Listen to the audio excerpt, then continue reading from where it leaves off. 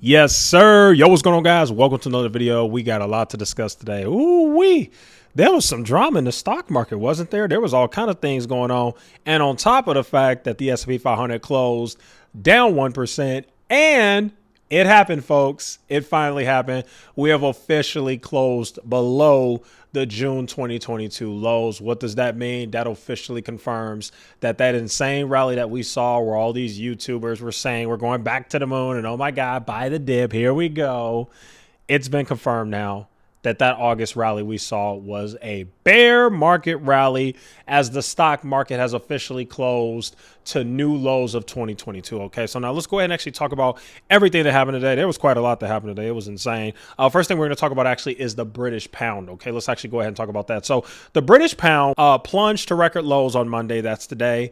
As investors sold out of the currency after the UK government announced its biggest tax cut in 50 years last week. Investors did not like that at all, guys. Investors saw that and they were like, yeah, we're out. We're selling. And that's basically what happened. Now, it's interesting, right? Because on one hand, you have the Bank of England, which is trying to suppress inflation by increasing rates, okay? You've got that on one hand. Then on the other hand, you have the UK government, which is literally borrowing more money in order to institute tax cuts, which will cause them to take on high levels of debt during a time where the Bank of England is trying to raise interest rates. So essentially what you're seeing, okay, is you are seeing a standoff between the UK government and the central bank.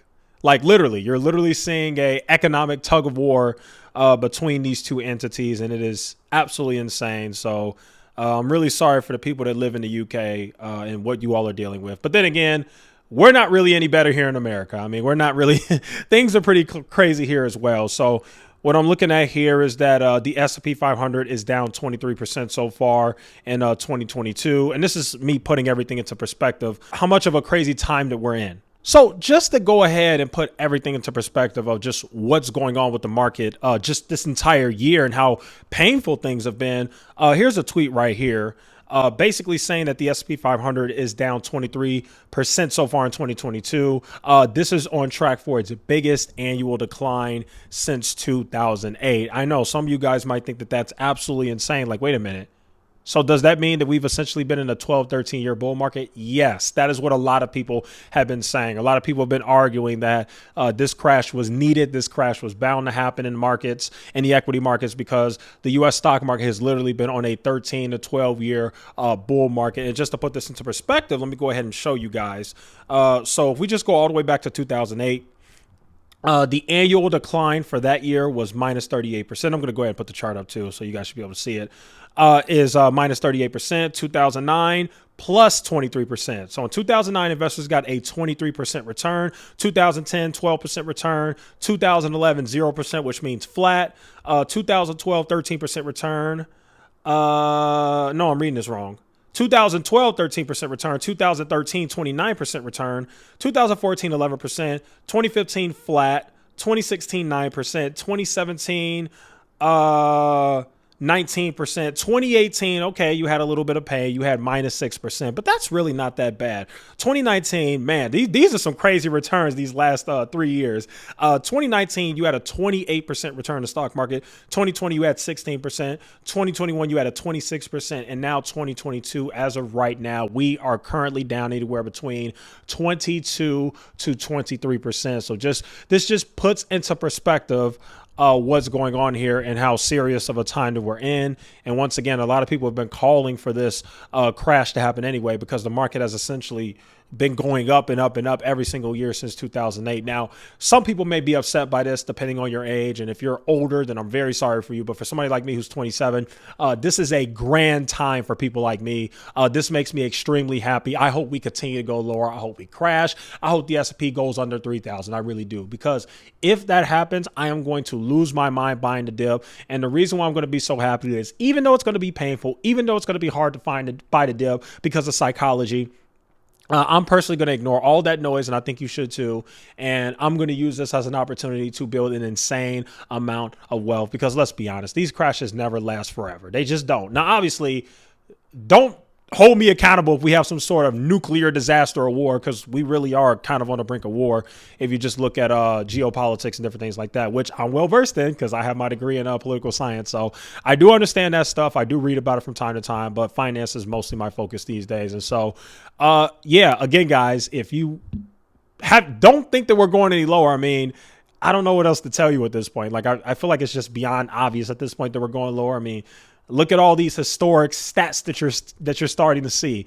Look at the environment we're in. As a matter of fact, I'm about to read to you guys what the Fed just said today. We freaking have 22 Fed members speaking this week, and one of them already spoke today, and he was very hawkish. Okay, we're going to go ahead and get into that a little bit later, but yeah, that's what you got going on in regard to the markets and how historic of a time that we're in. We are on pace for the largest annual decline in stocks since 2008. Man, that was a long time ago, but it does make sense why a lot of people just aren't used to this pain, because it could be argued that we've been in a bull market for the last 12, 13 years. I completely understand that reasoning. It's true.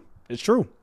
Now, one thing we're actually going to want to cover is what the Fed is saying. Why? Because if you guys actually really think about it, the reason why the markets reacted so badly to the FOMC, because remember, this entire year, if you look at every single month, except for the month of September, every single month of the entire year 2022, you go back and look this up, the market has rallied on the day that the Fed spoke. September was the only month where the market plunged on the day that the Fed spoke, and then it continued to plunge the days after. Why is that? Well, it's actually because the Fed pivoted, okay? So 2 months ago, because if I'm correct, we didn't have an FOMC in August, if I'm correct. I think I'm right on that. But either way, the last FOMC meeting that we had, okay, Fed basically made it seem like they were alluding to the fact that we might get a pivot. They were starting to get dovish. And then what happened? We had CPI that came out, and CPI showed that inflation did not beat expectations, and that inflation was still remaining very high and it was still sticky. Fed didn't like that. So this past FOMC meeting that just happened in September, they got really, really hawkish. They were not playing around. Jerome Powell signaled that rates were going to be raised longer, faster, and more aggressively. And the market's like, oh crap, sell. Like, sell everything. The robots, the freaking computers that really control the market, they basically went and sold everything. So that's really what happened. The Fed actually pivoted. So for me, I'm going to be paying close attention to what the Fed said. Now, this is the Cleveland Fed president right here, Loretta Mester. Mester says right here, FOMC will be resolute in putting inflation on sustainable downtrend to 2%. Inflation has moved up more than remain. Hold on, let me read the right thing. Inflation has moved up much more and remained high for longer than anticipated. I personally believe that's in response to the CPI we just saw. It says right here, we'll take more than 1 or 2 lower CPI prints to convince me inflation has peaked. That tells you everything you need to know right there. Then it says right here, Mester says, further rate hikes will be needed. We'll need restrictive stance for some time.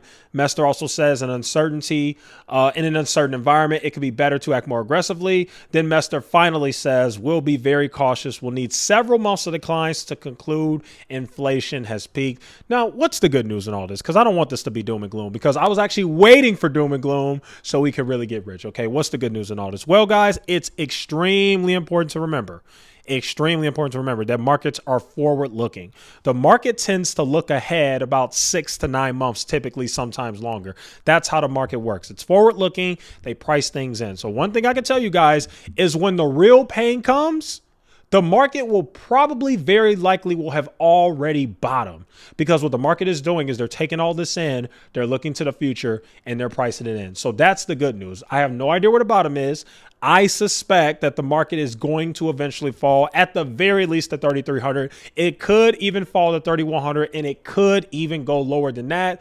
But the key in all this is nobody knows. But one thing I can tell you is if you're sitting on the sidelines with your cash and you're just waiting and being fearful, you're going to miss out on the gains. You're going to miss out on the stock market and the amount of wealth that a lot of people are going to build who are buying during these fearful times. Now, you guys know me. For most of this year, I have been strictly against buying. I have been strictly against putting cash to work, because I just thought that buying the S&P or buying stocks at certain valuations was just not a good idea. But where we're at right now, I am perfectly happy and willing to put as much cash as I can into the good old S&P 500. Of course, if you want to speculate and buy some individual stocks, if you want to put some cash to work in some stocks that you personally believe are undervalued based on the research, or companies that you just like for the long term, that's perfectly fine. But for me on this channel, I'm going to keep preaching it. The best thing that you as an investor can do is try and get as much money as you can into the S&P 500 during these crazy times that we're in. And once again, we did close lower than those June lows. So if you looked at those June lows during that August rally, and some of you guys were in my comments, oh, you missed the buy, you missed the buy, oh my God, blah, blah, blah. But it's always funny because psychology always works the opposite way. Nobody ever buys when you're supposed to. These times when I would argue is the time to buy, everybody's getting fearful. Oh, what if we go to 3,000 tomorrow? Oh my God. Like, ignore the noise, okay? Ignore it. Now, I'm not saying ignoring it in terms of paying attention to it, but I'm saying from an investor perspective, do not let the news scare you into not investing, okay? That's just my opinion. Now, people can disagree. People can say I'm an idiot and, oh, we're going to go way lower. We're going to 2,700 on the S&P. You're crazy. Fine, whatever. Figure out your own plan. I'm doing mine. I'm buying the S&P 500 during these times. If the S&P goes all the way down to 3,300, 3,100, I'm still going to keep buying. And again, the key thing here, this is where we get into the personal finance aspect of it. This is for people who have money coming in, okay? You guys know I have a job. I'm a compliance officer for an insurance company. I have cash flow coming in, okay? That cash flow that comes in immediately goes into my investment accounts. And for the time being, it's been sitting in cash, but now I'm starting to put that cash to work. So in my opinion, these are the times where you obviously make sure your bills are paid and make sure you have 3 to 6 months of emergency expenses in your savings account. But besides that, if you got cash that you could just do whatever with, whether it's go shopping or I don't know, buy a bunch of coffee or I don't know, whatever you're going to do with it, I would argue that the best thing you could do is take that cash, put it into the S&P 500 during these times, and 10, 20, 30 years from now, you are going to thank yourself. Now, if you want to speculate and strike it rich, there's nothing wrong with taking a small percentage of your portfolio and putting it in an individual stock. But I would just say, please stay away from the garbage. Matter of fact, that's the last thing we need to talk about. I almost forgot to talk about that. Can we all just go look at these crap stocks right now? Let me put the crap stocks up right now. Tattooed Chef freaking hit $4 today. Smile Direct Club went basically all those garbage stocks that these YouTubers pumped in 2021 have all hit all-time lows today. Okay, matter of fact, let me pull it up on my iPad. I'm gonna make sure I say all the names because this is just ridiculous. Let me go ahead, pull up my Webull. I meant to cut the video, but we got to make fun of this, guys, because you guys know most of my channel is centered around telling you these freaking YouTube clowns don't know what they're talking about. Once again, it's been proven. Let me go to my crap stocks watch list. So here we go. Smile Direct Club is sitting at a freaking $1. Oatly is at $2.50. Both of those stocks are at all-time lows. Matterport, all-time low. That was a Meet Kevin stock. Remember, Matterport at one point was at $30 per share. Huh? Talk about murder, she wrote. Mullen was a Larry Jones stock. Freaking sitting at 34 cents. Larry Jones out here, I'm buying Mullen at $3 and $4 and $2. The dang thing's at 34 cents, folks. I mean, Jesus Christ. Look at Tattooed Chef. Oh, my God. Jesus, Jeremy. Not financial education, homeless education. You want to learn how to be homeless? Follow Jeremy Lefebvre. You'll learn. Tattooed Chef is sitting at $4. I remember when Jeremy made videos saying he was buying Tattooed Chef and pumping that stock on his YouTube channel when Tattooed Chef was at $21, $22 a share. Do you guys remember that? I do. I was watching these guys.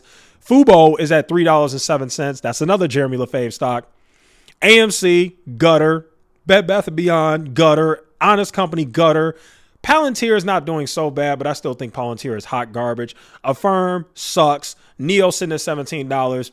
The list goes on. You guys get the point. The absolute utter destruction that these YouTubers have done to people is unfortunate. It really is. I mean, what else can you say, guys? And I'm here to tell you, those stocks are going to continue to go lower. Those are always the stocks that get punished the most.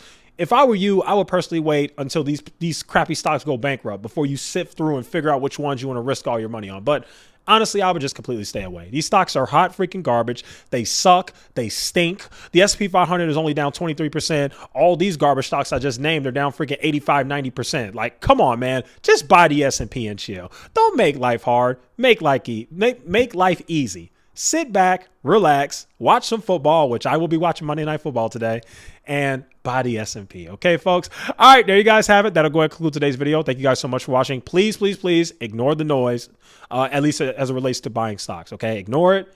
Put some money to work. It'll be okay. Thank you guys so much for watching. Peace out.